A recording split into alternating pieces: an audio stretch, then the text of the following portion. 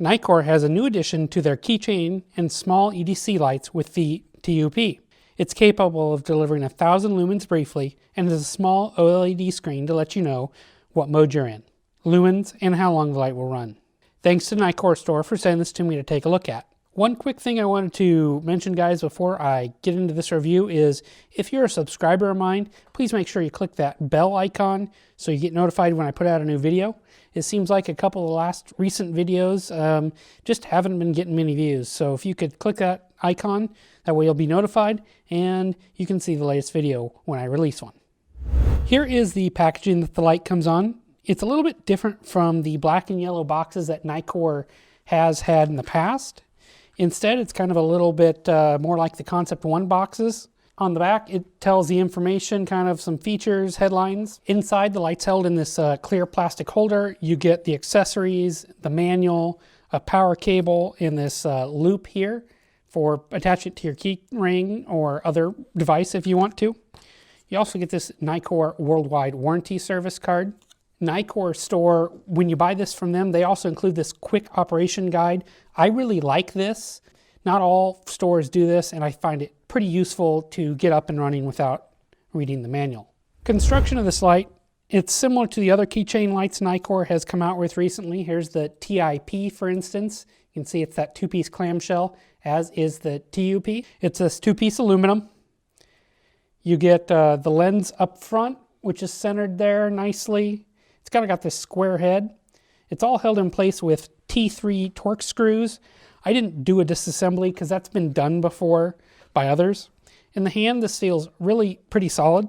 The buttons have a nice click to them, and they don't make a lot of noise. They're easy to press, almost too easy to press, and you can see here that OLED screen comes on.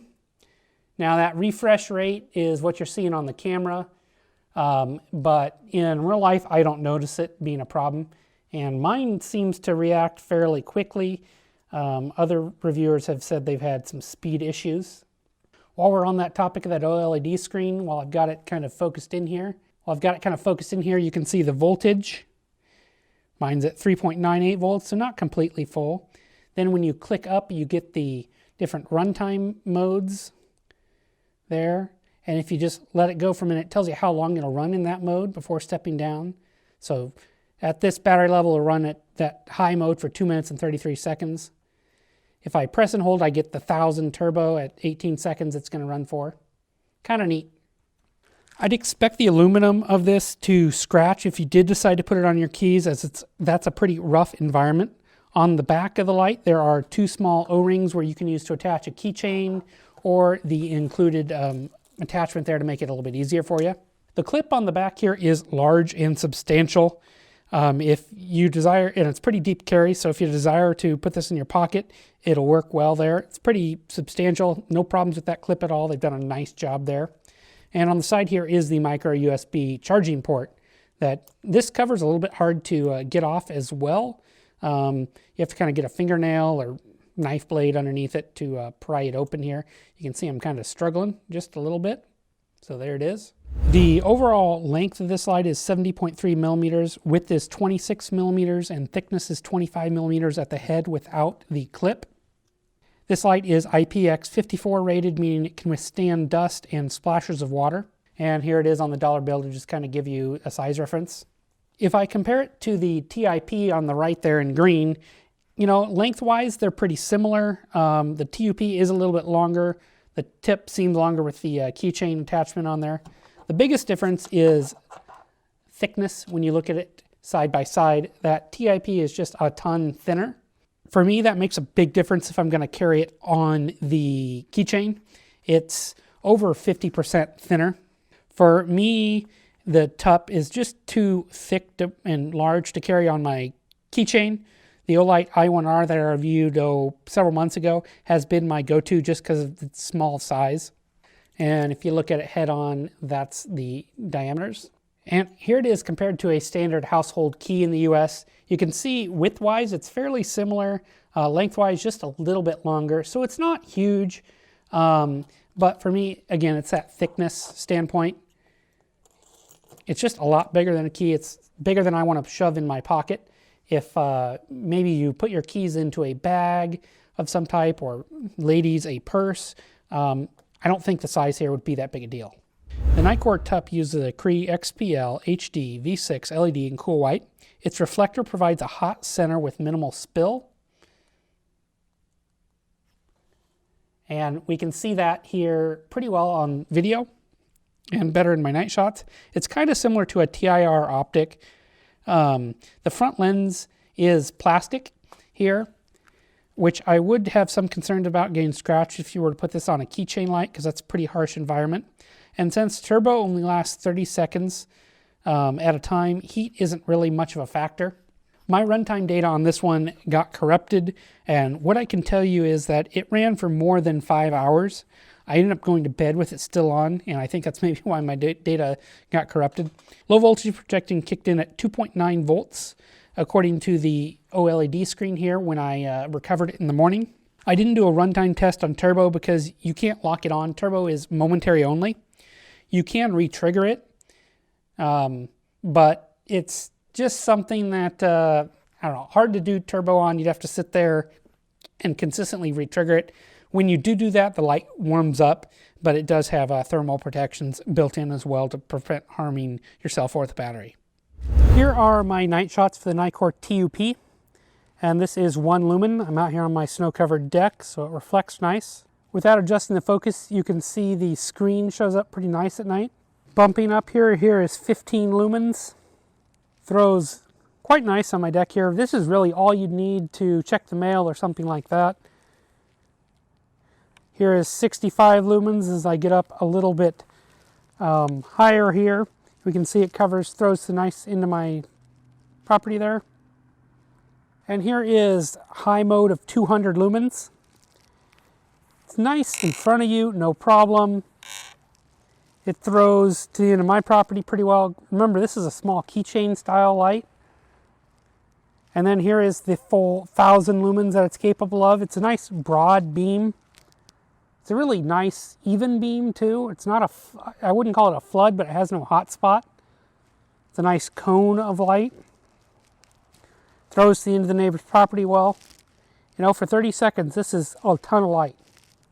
Again, here is the 1 lumen mode, the 15 lumen mode, the 65 lumen mode, and the full 200 lumen mode, and the last being the full 1000. Nice amount of light from this light in a unique form factor. This light ships with 2 UI modes. In demo mode, which is what it came with in the box, the light only runs for 30 seconds at a time.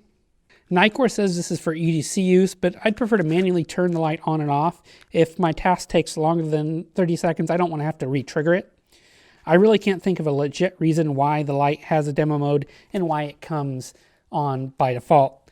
I just assume it had 1 UI mode. To switch between the 2 modes, you just long press both buttons here, and you can see it came on switched and the screen told you what mode you're in. Normal mode here is more straightforward and what you'd expect.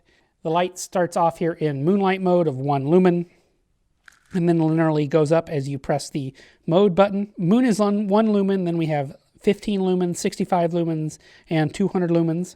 And then momentary, if you just press and hold that mode button, of 1000 lumens for between 30 seconds and less, depending on your battery voltage.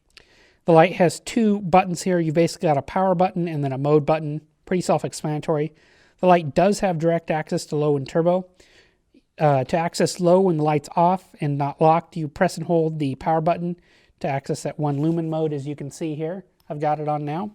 To access turbo, you press and hold that mode button and it comes on in turbo. You can do that in any mode you're in. The light also has 2 lockout modes. Lock 1 is half lockout mode. You press the power button, it locks the power button, but if you press and hold about 1 second, the lockout mode will turn off. To exit lockout mode, you have to press and hold both buttons at the same time. And in lockout mode 2, the light won't turn on until it's completely unlocked. So that'd be more traditional. I do recommend using lockout mode if you're going to EDC this light because the buttons are fairly easy to press. It has come on in my pocket. Recharging is accomplished with the included micro USB cable here that is branded Nitecore. Nice little touch there. Standard cables work too, nothing proprietary about it. The internal non-replaceable cell is rated at 1200 milliamp hours by Nitecore.